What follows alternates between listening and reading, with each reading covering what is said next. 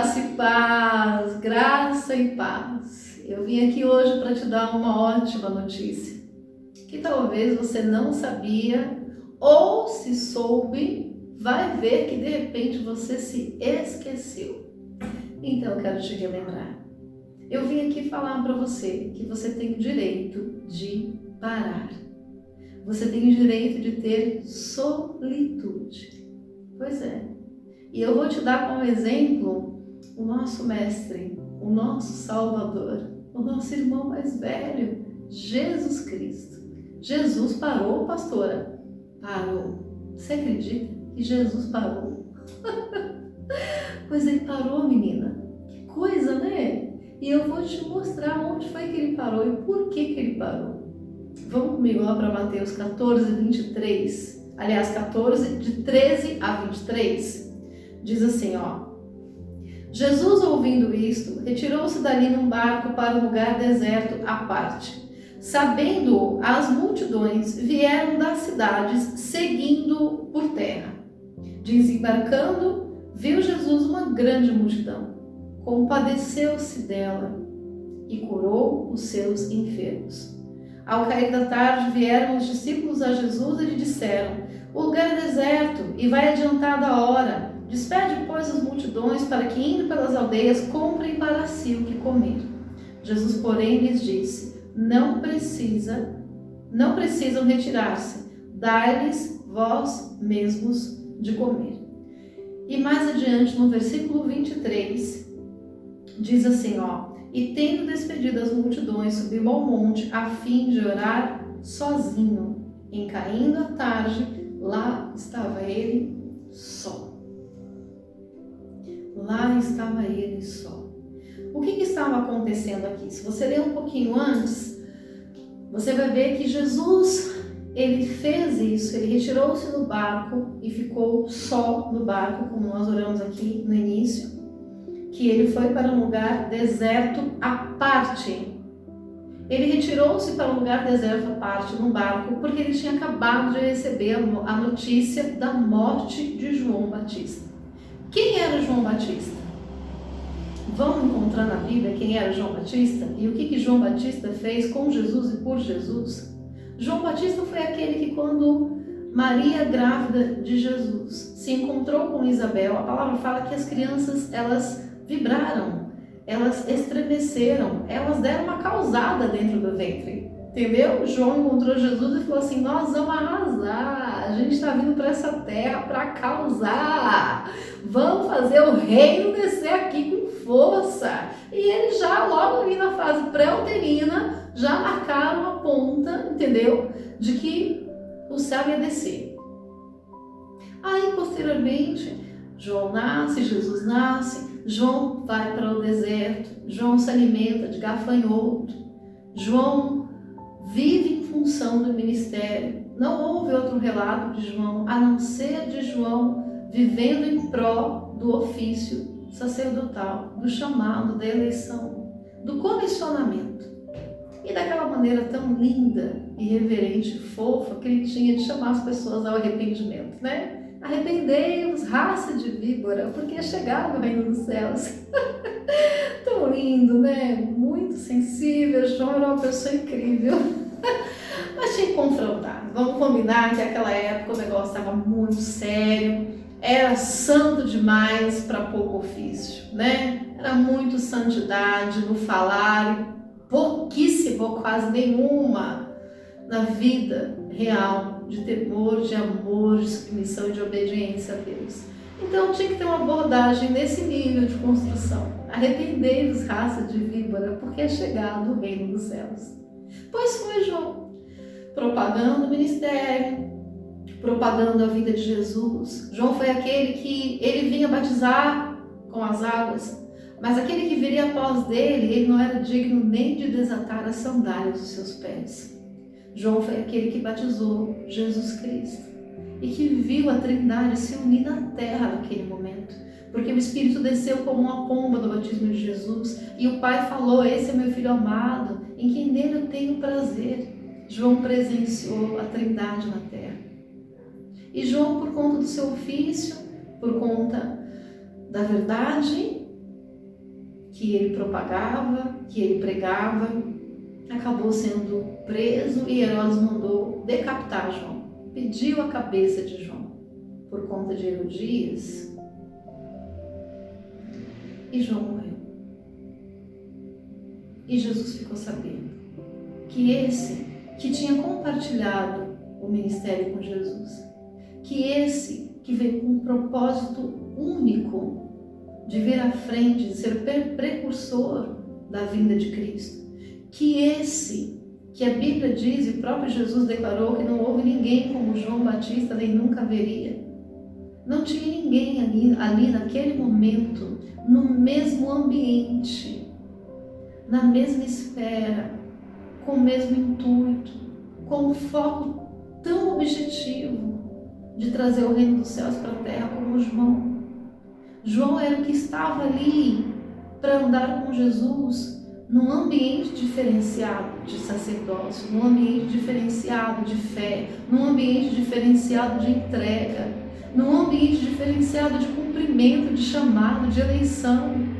Ninguém estava fazendo aquilo com Jesus, era João. João estava determinado, João era determinado, João era focado.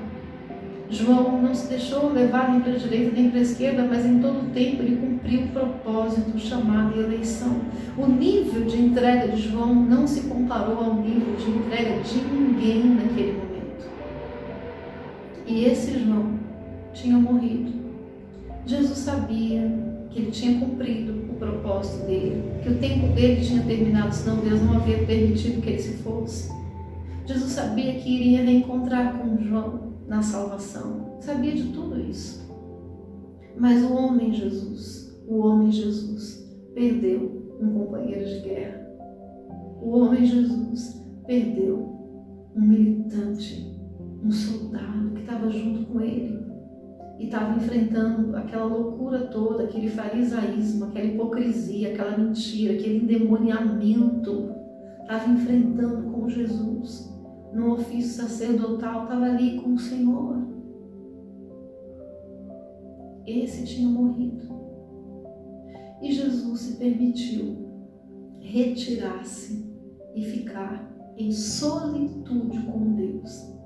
Eu não sei quanto tempo Jesus ficou no barco. A Bíblia não mensura o tempo que ele tenha ficado lá. Mas vamos combinar que se o ministério de Jesus perdurou 3 anos e cada pessoa que Jesus encontrava era uma palavra de vida para aquela pessoa e para casa e para a família daquela pessoa, porque uma pessoa que não enxergava e voltou a enxergar, não era só ela que era envolvida com o amor de Deus e a cura, a família inteira era impactada. Uma pessoa que era endemoniada e foi liberta, não era só ela que recebia a libertação, mas a família inteira que convivia com aquela pessoa recebia o impacto dessa libertação. Uma pessoa que não ouvia, uma pessoa que não andava, uma pessoa que estava morta. Então vamos combinar que 1 segundo de Jesus na terra e uma palavra dele na terra era de um valor imensurável. Então, seja quanto tempo for que Jesus tenha disposto, empenhado em ter solitude e parar de atender, parar de ouvir as pessoas, parar de orar pelas pessoas, parar de suprir as pessoas, mas olhar para si, suprir a si, atender a dor de si, respeitar o momento de si próprio. 1 segundo na terra de Jesus valia quanto? Imensurável. Mas Jesus pegou esses momentos que a gente não sabe se foram minutos, horas, eu não sei quanto tempo foi. A palavra fala que o ministério continuou acontecendo, porque a multidão seguia Jesus por terra. Então assim, Jesus parou, mas a obra estava andando, as pessoas estavam em movimento. A obra não parou porque ele parou, a obra continuou, as pessoas, a igreja estavam em movimento na terra. Isso já é uma coisa para você e eu analisarmos, de que a obra não depende da gente para acontecer, porque independente de fazermos ou não, o céu é o limite. O céu continua movendo aquelas pessoas a crerem, continua movendo aquelas pessoas a acreditarem, a ir em busca do Salvador, sim, ainda que momentaneamente ele estivesse ali. reservado, mas o movimento da fé continuou. As pessoas continuaram crendo, continuaram indo em pró de um caminho de cura, em um ponto em que elas se encontrariam com Jesus quando ele descesse do barco. Então as pessoas não pararam porque Jesus parou. Já é um ponto para mim, para você analisar, que a obra não depende de nós, a obra depende dos céus. Outro ponto para nós analisarmos é que se o próprio Salvador se deu direito de se reservar e de parar porque ele estava com dor, quem somos eu e você para não respeitarmos as nossas dores? Quem somos eu e você para não fazermos isso? Para não nos darmos o direito de olhar para o céu e falar: Pai, eu preciso de um tempo a sós com o Senhor. Essa dor é muito grande para mim assimilar ela sozinha. E eu não sei o que Jesus falou naquele barco para os céus, para o Pai, mas conhecendo o Salvador, como eu conheço, que vendo as irmãs de Lázaro chorando porque ele havia morrido, eu tenho certeza que ele chorou. Eu tenho certeza que ele se compadeceu. Eu tenho certeza que ele verbalizou para o Pai a dor. E ele teve aquele momento com Deus, um momento de resiliência, um momento de solitude, um momento em que ele se permitiu parar. Ele se permitiu cuidar dele. Você sabe que muitos líderes têm sofrido demais, têm carregado pesos além do que podem suportar, têm mostrado para as pessoas que estão bem, que estão ali acontecendo, ministrando, pregando, mas eles estão em uma debilidade tão imensa, tão grande, que eles estão padecendo, sofrendo, cada vez mais enfraquecidos, e ainda continuam dando, e ainda continua acontecendo, como se, como eu falei aqui, a obra fosse parar, porque ele precisa parar. Desde quando Deus depende de mim e de você para fazer alguma coisa? Deus não depende de nós. Depender, não. Deus conta conosco, porque a obra é grande, mas poucos são ceifeiros. Mas contar conosco inclui trabalhar em nós primeiro, para depois nós podermos trabalhar nas pessoas. Se eu não respeitar as minhas dores, se eu não curar as minhas feridas, como eu posso cuidar de pessoas? Como eu posso cuidar das feridas das pessoas se eu estou sangrando? Se um soldado está ferido, foi atingido, foi baleado, como é que ele pode cuidar de outro soldado baleado? Pare para pensar. E aí eu faço como então, pastora? Então eu entrego o ministério? Eu não estou falando disso. Eu estou falando que você tem o direito e até o dever de ter solitude com o céu. É diferente. É diferente porque você nem entrega o ministério e nem se entrega às suas dores. É a palavra de ordem, equilíbrio, entendeu? Porque no estado em que nós nos encontramos, com tristezas, angústias, decepções e dores, das duas uma. Ou chega uma hora em que a gente não aguenta fazer mais nada e a gente entrega o ministério, ou chega uma hora em que as dores e as angústias dominam a gente. E aí a pergunta é: você vai deixar isso acontecer? Você vai se deixar vencer pela dor? Ou entregando tudo, ou sendo dominado por tudo? Não é para fazer nenhuma coisa nem a outra. É para se respeitar, entender que você é ser humano, que você tem o direito de chorar as suas dores, que você tem o direito de falar das suas angústias, que você tem o dever de curar as suas feridas. Você precisa entender isso, porque Cristo fez isso. Cristo é o nosso modelo de fé. Cristo é o nosso modelo de comportamento. Se Cristo mesmo vendo uma multidão aguardando Ele, eu vou te falar que a multidão não era pouca coisa. Era muita coisa. Porque se você ler mais adiante, foi a primeira multiplicação de pães. Foram alimentados 5.000 homens, fora mulheres e crianças. Mas antes de Jesus fazer a multiplicação dos pães, a palavra fala que Ele curou, compadeceu-se dela e curou os enfermos. Eu posso te afirmar que aquele período que Jesus ficou no barco em solitude, com Deus, e veja bem, eu não estou falando para você ficar isolado, é outra palavra, é solitude com o Pai, é diferente. Se isolar também é um caminho de morte, não resolve nada e piora tudo. Mas em solitude com Deus, em verbalizar para o Pai, em buscar o Pai, em exteriorizar para o Pai a tua dor, em trocar de fardo, sabe? Vós que estáis cansados, sobrecarregados, vinde a mim que eu vos aliviarei. Tomai sobre vós o meu jugo e aprendei de mim que sou manso e humilde de coração, porque encontrareis descanso para a vossa alma.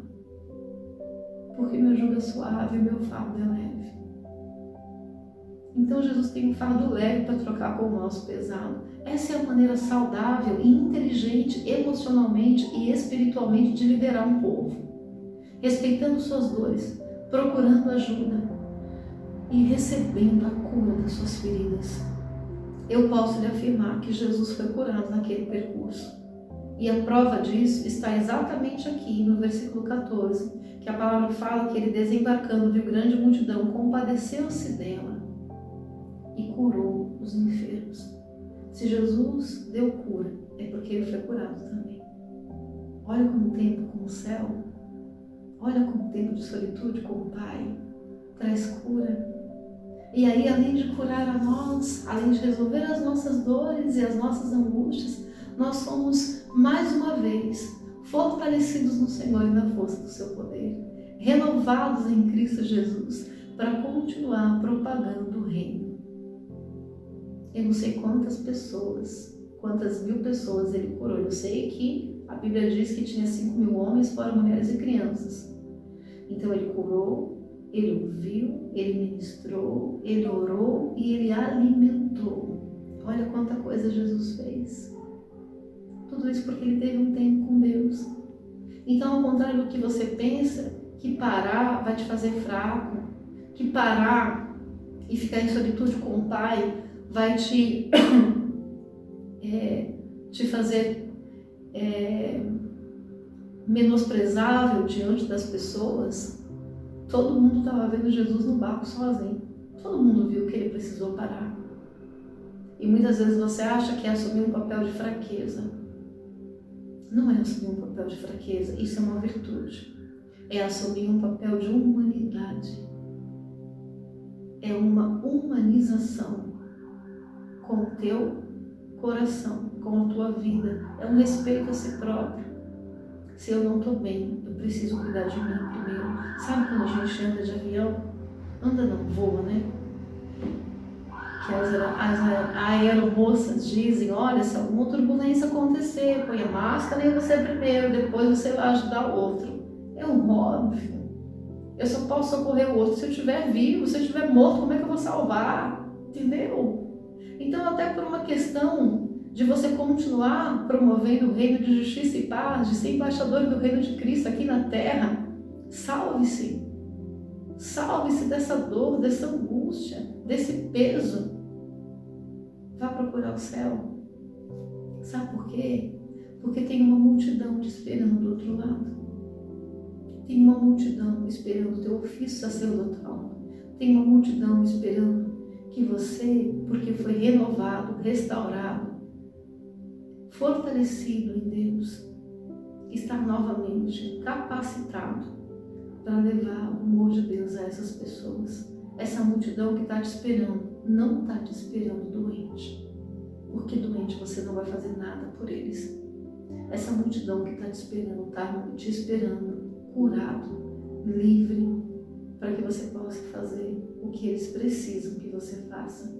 Levar cura, levar libertação, levar alimento. Deixa eu te falar uma coisa. Todo machucado machuca. Todo ferido fere. Todo rejeitado rejeita. Todo agredido agride. E todo curado cura. Então, em nome de Jesus, respeite as suas dores. Vá tratá-las. Vá ser curado delas. Para que você possa cumprir o propósito do céu aqui na terra. Eu quero orar por você. Pai, em nome de Jesus, eu quero orar pelos teus filhos. E assim como o Senhor me ensinou, nos dias das minhas dores, eu me respeitar e procurar os céus para ser curado, para ser livre de mim mesmo. E assim como o Senhor tem me ensinado a andar, me respeitando, buscando sempre que eu preciso o socorro dos céus para vencer e recebendo todas as vezes que eu procuro a cura do alto para continuar. Eu quero pedir que o Senhor condicione os teus filhos a isso, que eles possam entender que eles têm o direito de ter solitude, que eles têm direito e o dever de parar e estar a sós com o Senhor até que eles sejam curados e possam atender às dores, às enfermidades e à fome da multidão que está esperando por eles do outro lado. Em nome de Jesus, Deus te abençoe.